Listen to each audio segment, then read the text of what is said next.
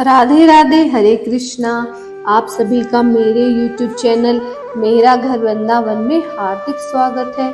आपका दिन शुभ और मंगलमय हो और कान्हा जी की कृपा आप पर यूं ही बरसती रहे। तो आइए आज हम लोग सुनेंगे पार्वती माता के जन्म की कथा। तो आइए सुनते हैं।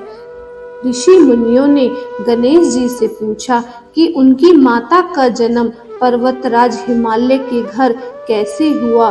तो गणपति ने कहा, यही प्रश्न नारद जी ने ब्रह्मा जी से पूछा था। ब्रह्मा जी ने उन्हें बताया था कि शैल राज में एक अत्यंत सुंदर सर्वगुण संपन्न वीर और तेजस्वी राजा हुआ, जिसका नाम हिमालय था, जो उत्तर दिशा में रहता था।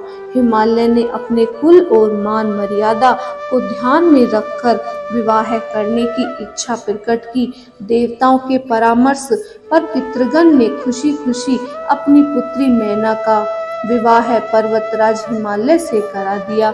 मुनियों ने गणेश जी से कहा कि प्रभु, आप विस्तार में मैना के जन्म और शाप का वृत्तांत सुनाइए। ब्रह्मा जी ने नारद जी से कहा कि दक्ष के यहाँ 60 पुत्रियों का जन्म हुआ था। दक्ष ने इनका विवाह कश्यप आदि ऋषियों से कर दिया था। इनमें से स्वैधा नाम की कन्या का विवाह पितृगण से हुआ। स्वैधा के मैना, धन्या और कलावती नाम की 3 कन्याएं उत्पन्न हुई। एक बार ये तीनों बहनें विष्णु जी के दर्शन करने के लिए श्वेत द्वीप गईं। वहां एक सभा में सनकादिक ऋषि मुनि आए हुए थे। उनके स्वागत में सब उठ खड़े हुए, पर ये तीनों बहनें शिवजी की माया से मोहित बेखबर रहीं और मुनियों को प्रणाम भी नहीं किया। क्रोध होकर सनत कुमार ने इन तीनों बहनों को मनुष्य योनि में उत्पन्न होने का अभिशाप दे दिया।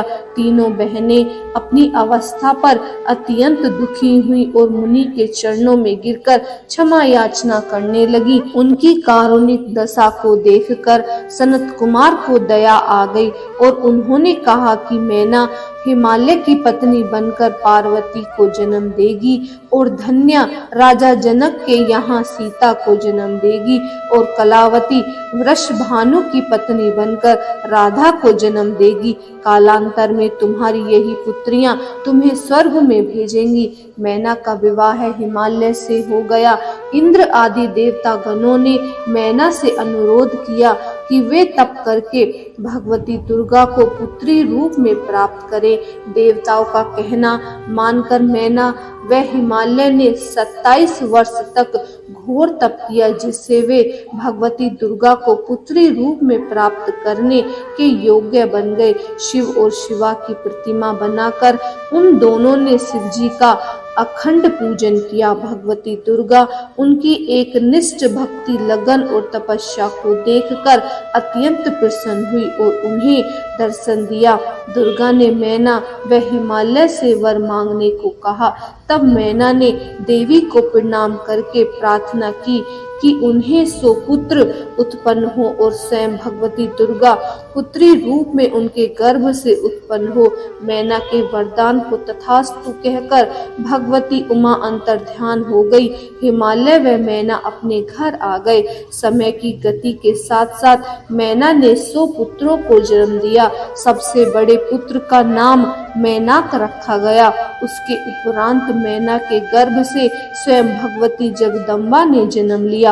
पुत्री के नाम की खुशी में गिरिराज ने एक बड़े उत्सव का आयोजन किया, जिससे हिमालय ने भिक्षुकों व ऋषियों का दान आदि से विशेष सम्मान किया। मुनियों ने कन्या के काली, महाकाली, दुर्गा और भगवती आदि अनेक नाम रखे। देवी पार्वती धीरे धीरे व्यस्त होने लगी और गुरुजनों से विद्या अध्ययन करने लगी। ब्रह्मा जी ने नारद जी से कहा कि एक बार आप भी हिमालय के यहाँ गए थे और आपका वहाँ अच्छा स्वागत हुआ था। उन्होंने एक कन्या का हाथ दिखाकर तुमसे यह जानना चाहा कि इस कन्या का भविष्य कैसा है। तुमने कहा था कि इस कन्या के सभी लक्षण शुभ हैं। पर एक विशेष बात है कि इसका पति योगी दिगंबर पितृविहीन और अमंगल वेशधारी होगा।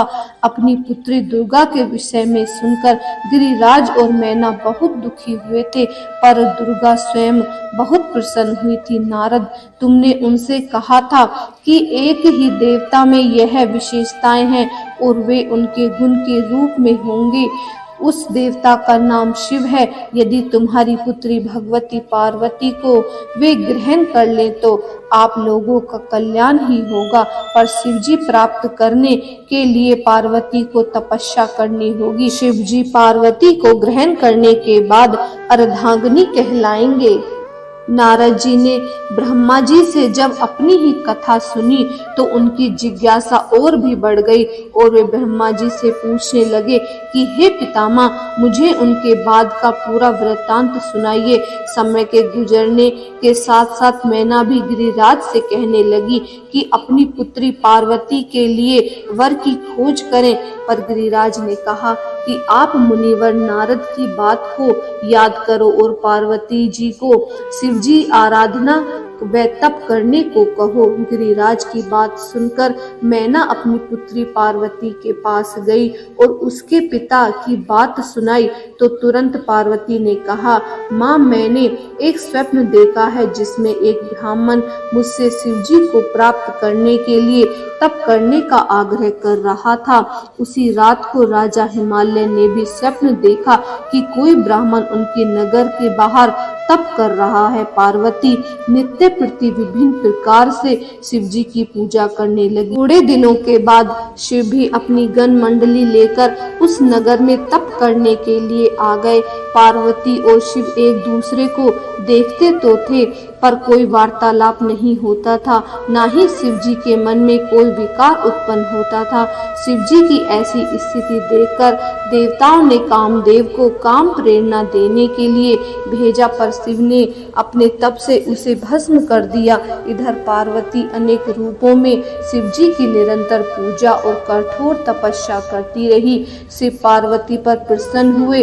ब्रह्मा और विष्णु आदि देवताओं के कहने पर शिवजी ने पार्वती से विवाह कर लिया। इसके बाद क्या हुआ उसका वृत्तांत हम अगले अध्याय में सुनेंगे। ये अध्याय यहीं समाप्त होता है। हरे कृष्णा, राधे राधे। बोलिए शिव भगवान पार्वती माता की जय।